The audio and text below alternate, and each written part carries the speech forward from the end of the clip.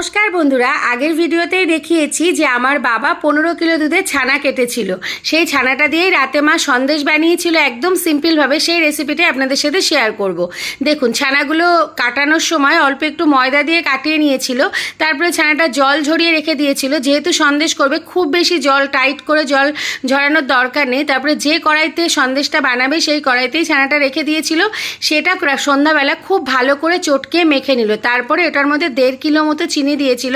এখানে 3.5 কিলো মতন ছানা হয়েছিল। 1.5 কিলোর একটু বেশি চিনি দিয়েছিল, কোনোটাই মাপা না, আনুমানিক এতটা করা হয়েছিল। তারপরে গ্যাসে বসিয়ে দিয়ে কিছুটা গ্যাস সিম করে নাড়তে নাড়তে একটা টাইম নাড়া হয়নি বলে দেখুন একটু নিচে কালো হয়ে গেছে। তারপরে এরকম যখন মাখা মাখা হয়ে গেছে, একটু নরম অবস্থাতেই মা এটা রেখে দিয়েছিল, কারণ এটা কিন্তু জলটা শুকিয়ে গেলে একদম শক্ত হয়ে যাবে।